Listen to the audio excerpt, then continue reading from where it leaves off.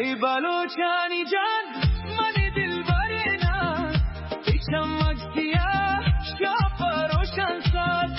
لبخند شیرین گل بهاران قدم فرق جوش بسران چادر رنگین باد سحر هر کس که تبین دل برد به خبر ای نازنین جان ای مهربان من نام شیرین نشته در دل من بیا بیا جانم دستان روان امشب فرقت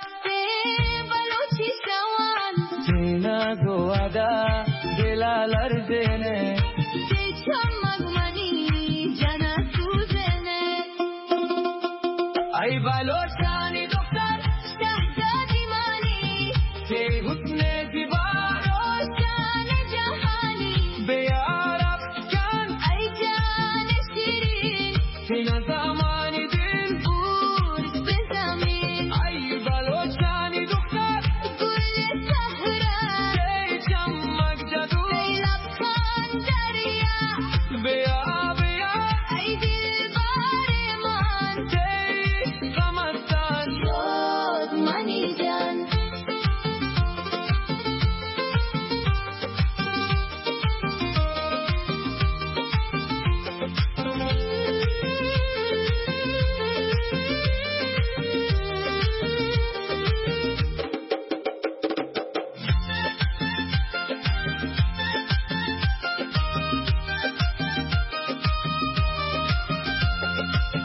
تی زلفک سیاه مثال شب نرم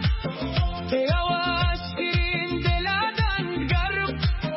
با میدان شدی تو مهمان نور هر قدم که زنی دل را دور ای دختر بالوش نازنین و جوان به حسن فضیلت شد قصه و داستان از گودر تا تربت از سکته تا مکران سینا ما گفتن به هر وقت و مکان بیا بیا جانم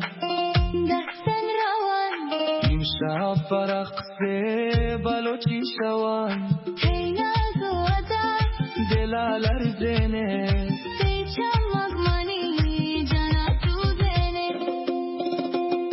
ای بلوچانی دختر شهزادی منی تی حسن زیبا روشن جهانی بیار افکن ای جان شیرین تینا زمانی دل بود به زمین ای بلوچانی دختر گل صحرا تی چمک جادو لبخند دریا بیا بیا ای دلبر من تی غمستان شد منی جان نظرگوان نساج شهی تی مهباسه ای روشنی یک شب صحرا یک دل پاک من و تو جانان زیر ماه تابناک